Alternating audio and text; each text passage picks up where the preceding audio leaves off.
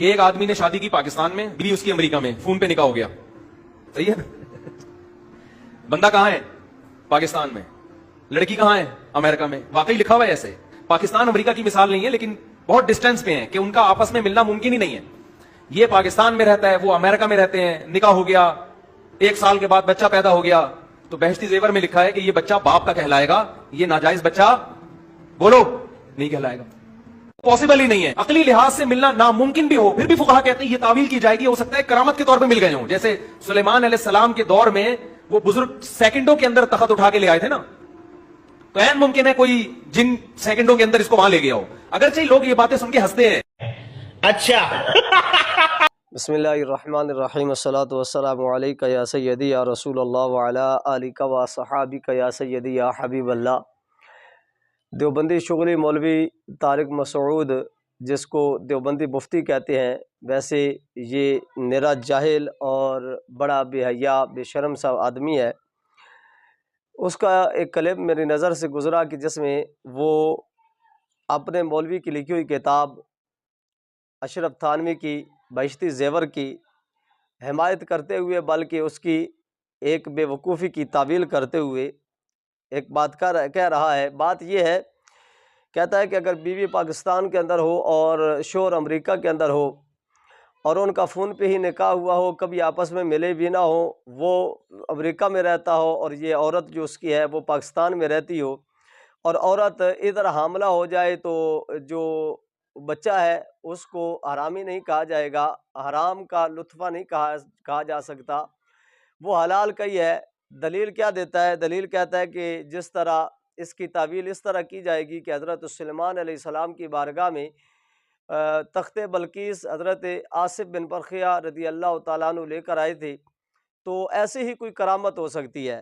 اب یہاں پر میں ایک بات تو آپ کے سامنے یہ رکھتا ہوں کہ مولوی طارق مسعود ہمیں یہ بتائے کہ دادا جی کی گھوڑی کے بارے میں تو آپ کو بہت تکلیف ہوئی اور آپ کے چاہنے اور ماننے والوں کو بڑی پیڑ تھی اور تکلیف تھی، اور وہ یہ بات کہہ رہے تھے کہ یہ کیسے ہو سکتا ہے، ایسے کیسے. بہرحال میں کلپ لمبا ہو جائے گا، زیادہ گفتگو نہیں کرنا چاہتا، لیکن یہاں پر میں یہ بات پوچھنا چاہتا ہوں کہ مولوی صاحب یہ بتائیے کہ بیوی پاکستان کے اندر ہے اور شوہر جو ہے وہ امریکہ کے اندر ہے، نہ بیوی امریکہ گئی نہ امریکہ والا پاکستان آیا، تو بچہ جو ہے وہ پیدا ہو گیا یا اس کا حمل ٹھہر گیا، تو وہ یہ بتایا جائے کہ وہ شوہر کی کوئی چیز بیوی کے پاس پاکستان تک پہنچ گئی تھی یا ادھر سے کوئی چیز جو ہے وہ ٹرانسفر ہو کر امریکہ پہنچی تھی، اس بات کا ہمیں بتایا جائے.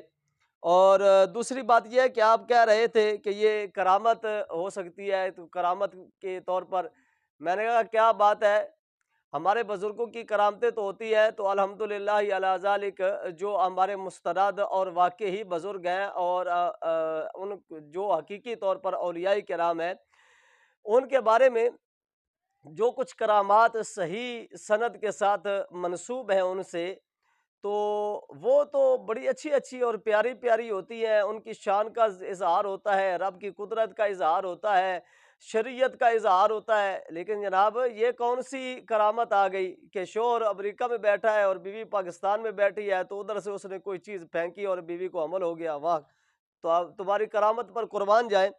اور دوسری بات یہ ہے کہ منافقت کی کوئی حد ہوتی ہے.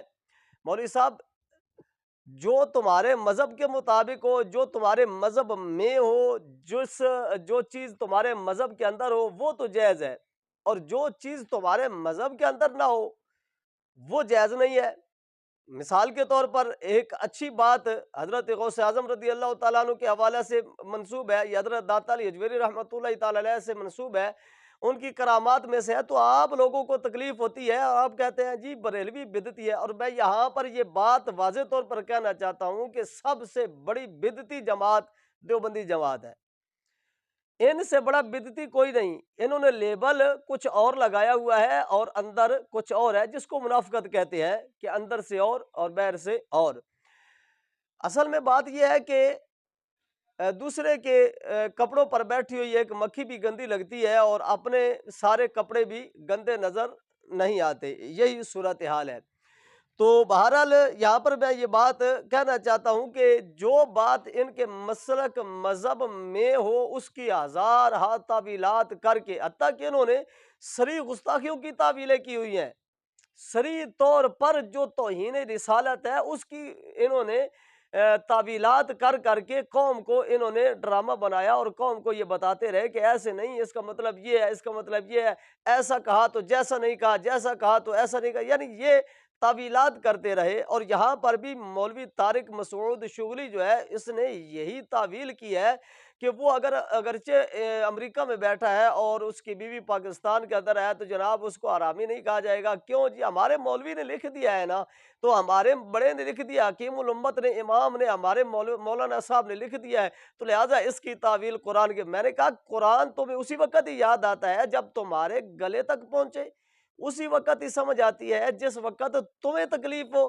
آگے پیچھے تمہیں قرآن میں یاسب بن برخیہ والا واقعہ نظر نہیں آتا؟ حضور غوث اعظم کی باری آئے تو اس وقت بھی آصف بن برخیہ کے اس واقعے سے آپ دلیل نہیں پکڑ سکتے۔ حضرت داتا علی جویری کی باری آئے تو پھر بھی حضرت آصف بن برخیہ کے واقعے سے دلیل نہیں پکڑ سکتے۔